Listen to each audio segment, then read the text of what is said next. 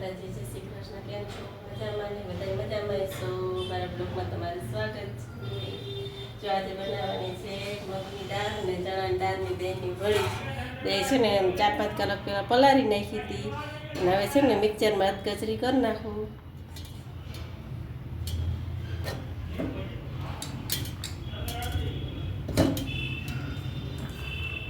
જો હવે દરી લીધી. આવી રીતના દરાણીમાં પાણી નહીં નાખવાનું જરાય. જો દરાઈ ગઈ ને આવી રીતના દર નાખવાનું પાણી વિનાની પલાળી લીધું હોય એટલે.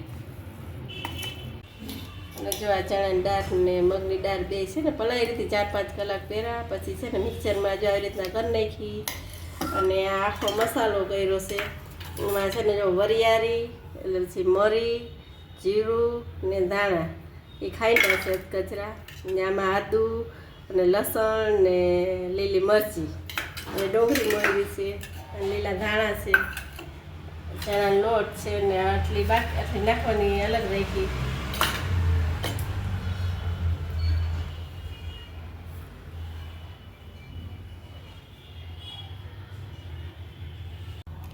આમાં જો લસણ અને લીલી મરચી ને આદુ એ કચેરું છે ખાંડણીમાં. આમાં નાખી દઉં.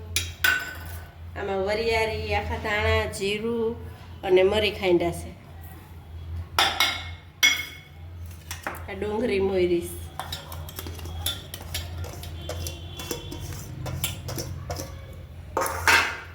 આ દાળ એટલી નહીં રાખી હતી એ હવે નાખી દઉં.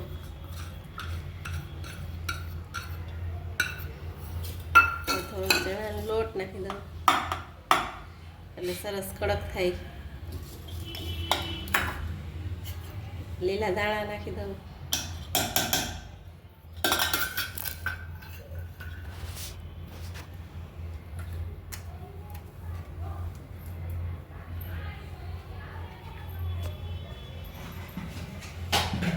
હવે નાખી દઉં મીઠું.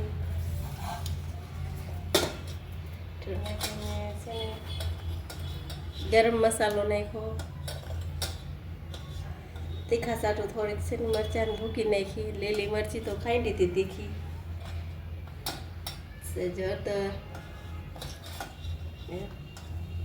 ધાણા જીરું પીસેલા ઓલા આખા તો નહીં ખાતા.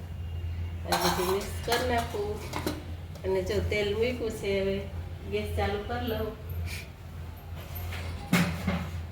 મિક્સ કરી લેવાનું.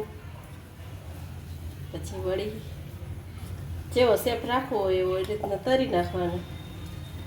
આમાં કાંઈ શેપ ન હોય.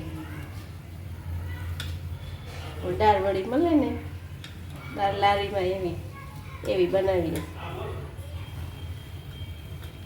તેલ ગરમ થઈ ગયું છે હવે જો એમાં વળી નાખી દો. થઈ જ ગયું છે, બહુ થઈ ગયું. આવી રીતના મેં સેટ કરી છે.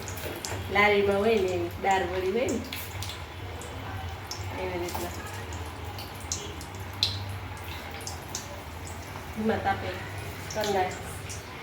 અંદર સુધી છે ને એકદમ મસ્ત થઈ જાય. કડકડી મજા આવે ખાવાની.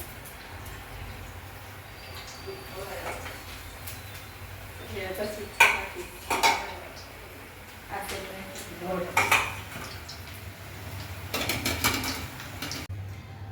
જો વડી બની ગઈ છે. વડી છે ને ટેસ્ટ કરી લઉં કેવી લાગે તમને બતાવું. જો આ છે ને ચટણી છે, ડુંગળી છે ને મરચાં છે, રાઈના કુરિયાવાળા પાઉં લીધા છે.